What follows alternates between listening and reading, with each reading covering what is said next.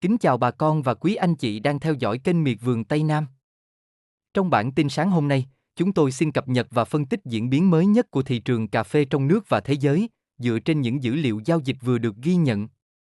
Sau giai đoạn biến động mạnh trong những ngày gần đây, thị trường cà phê đang bắt đầu xuất hiện những tín hiệu đáng chú ý. Vậy xu hướng giá cà phê hiện nay đang ra sao và bà con cần lưu ý điều gì trong thời gian tới? Chúng ta cùng tìm hiểu ngay sau đây. Thưa bà con, trong những ngày vừa qua thị trường cà phê liên tục có những biến động khá mạnh. Giá cả thay đổi nhanh theo từng phiên giao dịch, lúc tăng lúc giảm, khiến nhiều nông hộ và thương lái phải theo dõi sát diễn biến thị trường để đưa ra quyết định phù hợp. Tuy nhiên, theo ghi nhận mới nhất từ thị trường quốc tế, giá cà phê Robusta trên sàn London đã có dấu hiệu phục hồi khá tích cực sau giai đoạn điều chỉnh trước đó. Kết thúc phiên giao dịch gần nhất, giá Robusta đã đạt khoảng 3.625 đô la Mỹ mỗi tấn, tăng khoảng 72 đô la mỗi tấn so với phiên trước. Mức tăng này cho thấy tâm lý thị trường đang dần ổn định trở lại. Sau khi trải qua áp lực bán mạnh trong hai phiên trước đó, lực mua đã quay trở lại, giúp giá cà phê có sự hồi phục tương đối rõ rệt. Dưới góc nhìn của các chuyên gia nông nghiệp và thị trường hàng hóa, diễn biến này phản ánh một số yếu tố tích cực. Thứ nhất là nhu cầu tiêu thụ cà phê toàn cầu vẫn đang duy trì ở mức khá ổn định. Thứ hai là nguồn cung từ một số khu vực sản xuất lớn đang được thị trường theo dõi chặt chẽ, đặc biệt trong bối cảnh thời tiết và chi phí sản xuất có nhiều biến động.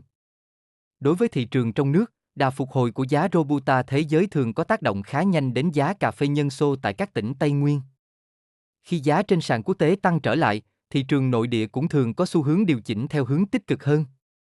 Tuy vậy, bà con cũng cần lưu ý rằng thị trường cà phê hiện nay vẫn đang trong giai đoạn biến động mạnh. Các yếu tố như tỷ giá, hoạt động đầu cơ trên sàn hàng hóa, cũng như tình hình xuất khẩu của các quốc gia sản xuất lớn vẫn có thể khiến giá cà phê thay đổi nhanh trong ngắn hạn.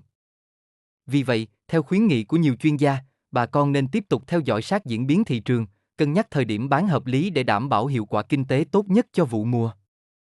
Nhìn tổng thể, với tín hiệu phục hồi hiện nay của thị trường quốc tế, triển vọng giá cà phê trong ngắn hạn đang có phần tích cực hơn so với những phiên trước. Nếu đà tăng này tiếp tục được duy trì, giá cà phê trong nước hoàn toàn có khả năng giữ được mặt bằng ổn định, thậm chí có thể cải thiện trong thời gian tới. Sau đây em xin cập nhật chi tiết giá cà phê nhân xô tại các khu vực trong nước như sau. Khu vực Lâm Đồng, Lâm Hà, 93.800 đồng trên 1 ký.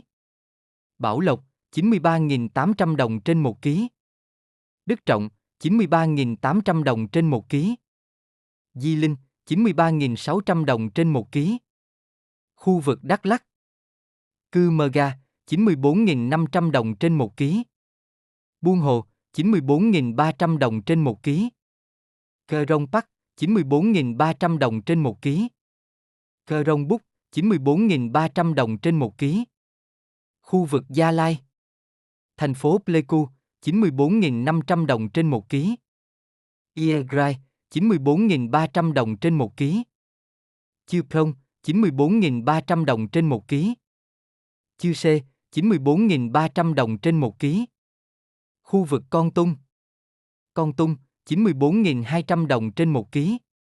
Khu vực Đắk Nông, Gia Nghĩa, 94.300 đồng trên 1 ký. Đắk Miêu, 94.200 đồng trên 1 ký. Đắk Sông, 94.200 đồng trên 1 ký. Khu vực Đông Nam Bộ, Đồng Nai, 94.500 đến 94.600 đồng trên 1 ký. Bình Dương, 94.500 đến 94.600 đồng trên 1 ký. Bình Phước, 94.500 đến 94.600 đồng trên 1 ký. Theo ghi nhận vào sáng ngày 14 tháng 3 năm 2026, mặt bằng giá cà phê nhân xô tại nhiều địa phương đã có xu hướng nhích lên so với thời điểm hôm qua, với mức giao dịch phổ biến dao động trong khoảng 93.600 đến 94.600 đồng mỗi ký. Diễn biến này cho thấy thị trường nội địa đang phản ứng khá tích cực trước những tín hiệu cải thiện từ thị trường quốc tế. Trên bình diện toàn cầu, giá cà phê Robusta đang dần phục hồi sau giai đoạn điều chỉnh trước đó, góp phần củng cố tâm lý thị trường và tạo lực hỗ trợ cho giá cà phê trong nước tăng trở lại. Nếu xu hướng phục hồi này tiếp tục được duy trì trong các phiên giao dịch tới, thị trường cà phê nội địa hoàn toàn có cơ sở để giữ được đà ổn định và cải thiện trong thời gian tới. Trên đây là những phân tích và cập nhật mới nhất về tình hình thị trường cà phê sáng ngày 14 tháng 3 năm 2026. Hy vọng những thông tin vừa rồi sẽ giúp bà con có thêm góc nhìn tham khảo để chủ động hơn trong sản xuất và kinh doanh cà phê. Nếu bà con thấy video hữu ích, đừng quên nhấn thích, chia sẻ cho bạn bè và đăng ký kênh Miệt vườn Tây Nam để theo dõi những bản tin cập nhật giá cà phê và giá nông sản mới nhất mỗi ngày. Xin kính chúc bà con nhiều sức khỏe, mùa vụ thuận lợi và giá nông sản luôn được mùa được giá. Hẹn gặp lại bà con trong những bản tin tiếp theo.